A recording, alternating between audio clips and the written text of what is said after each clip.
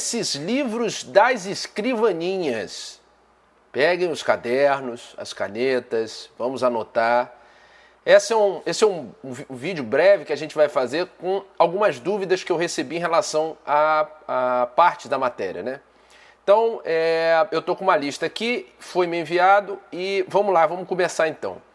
Então, a primeira pergunta é a seguinte: qual é a relação do canal de potássio com a proteína GS?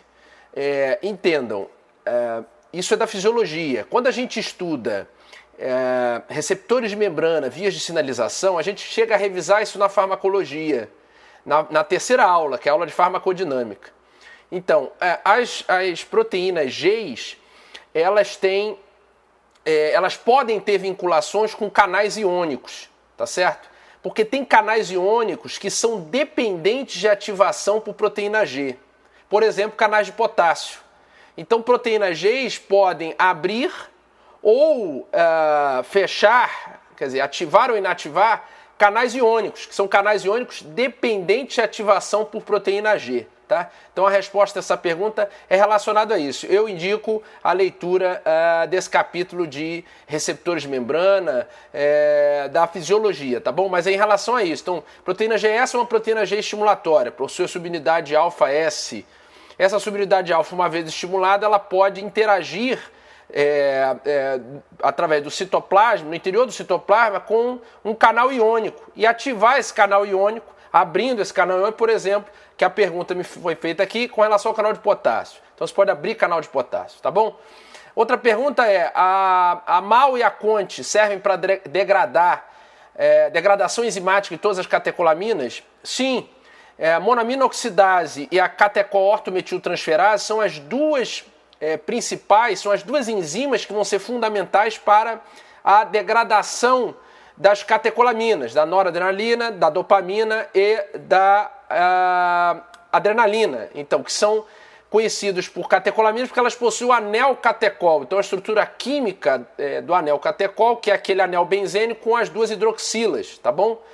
Então, como essas substâncias, elas acabam virando, essas neurotransmissores, substratos dessas enzimas, tá?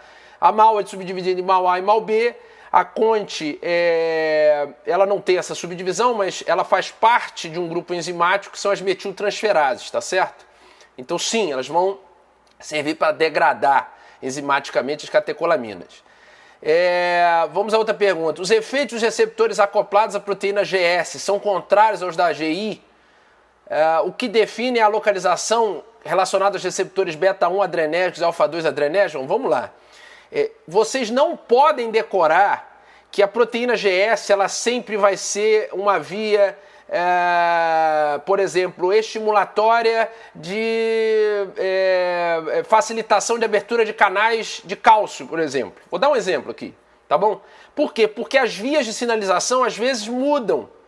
E aí, se você decorar relacionado a uma determinada via, num outro tecido, pode ser a mesma proteína G, mas a via é diferente. Por exemplo, ao invés de abrir canais de cálcio, na verdade fecha canal de cálcio e aumenta as reservas de cálcio na célula. Então diminui cálcio citoplasmático. Por exemplo, receptores beta-2 no pulmão, eles vão seguir essa via de sinalização. Mesmo sendo uma GS, você não faz broncoconstrição, você faz broncodilatação, porque você diminui o aporte de cálcio no interior da célula. Entendeu? Então não dá para decorar. Então o que define não é por causa da localização do receptor, o que define é a via de sinalização em um determinado tecido. Então a GS é contrária da GI? Normalmente mas não é sempre. Não dá para você decorar isso sempre, entenderam? Vamos a outra pergunta. Por que um dos efeitos adversos da adrenalina é o edema pulmonar? Bom, essa pergunta é uma pergunta legal. A adrenalina ela pode ocasionar, por exemplo, no tratamento da anafilaxia, do choque anafilático, da anafilaxia por si só, ela pode ocasionar edema pulmonar. Mas esse edema pulmonar, ele tem alguns motivos, tá? Um dos motivos é que você faz uma vasoconstrição, por exemplo, você pode com isso aumentar a pós-carga e com isso, consequentemente, você pode diminuir, né, a vinda do sangue da circulação pulmonar, aumentando o aporte de sangue na circulação pulmonar e facilitando o edema. Outra causa seria que você diminui a pressão diastólica final, com isso você tem um menor enchimento, congestiona. Então tem alguns motivos que vão estar relacionados principalmente com a vasoconstrição que a adrenalina vai ocasionar, tá certo? Que mais? Tem aqui, o beta-1 está mais presente no coração e o beta-3 nos adipócitos. O alfa-1 e o alfa-2 vão estar mais presentes aonde? Alfa-1 é mais marcante a presença dele no endotélio vascular. Quando eu tenho um agonismo alfa-1, eu vou ter como resposta principal a vasoconstrição, tá certo? E o alfa-2, a maior presença dele é na sinapse, no neurônio pré-sináptico. O alfa-2, ele é muito mais marcante a presença dele como um autorreceptor. Então ele está presente no neurônio pré-sináptico, uma vez ativado esse receptor, você tem a diminuição da liberação de noradrenalina. Então, por exemplo, agonistas alfa-2 como a clonidina são antipertensivos importantes, porque eles vão atuar se ligando ao receptor no neurônio pré-sináptico e aí eu tenho uma resposta de feedback negativa à liberação do transmissor.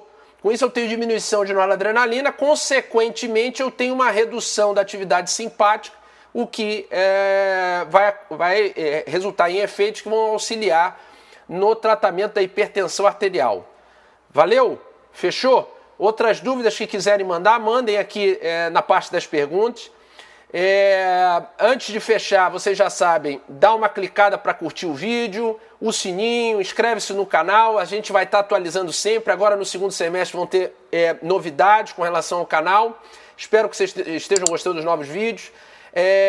Outra coisa e última coisa, estudem, leiam os livros. Livro não é enfeite, livro não é seu inimigo, muito pelo contrário, o conhecimento está nos livros.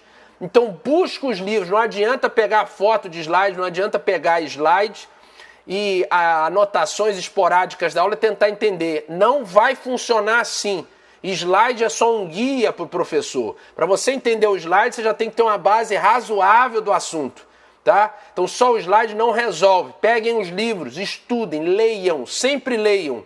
3 coisas, já falei isso várias vezes, 3 coisas fundamentais. Ler, ler e ler. Depois você pode discutir um assunto, depois você pode montar escrever um projeto sobre o assunto, escrever uma tese sobre o assunto, o que você quiser. Mas antes você precisa ler muito um determinado assunto para você ter base de sustentação, de conhecimento, de argumento, para você discutir alguma coisa, para você expor a sua opinião sobre alguma coisa. Expor opinião só seguindo uma descarga emocional não resolve absolutamente nada, tá bom? Então, ó, beijo do Magro, espero que vocês aproveitem esse vídeo e estudem bastante, tá bom? Valeu, um abraço!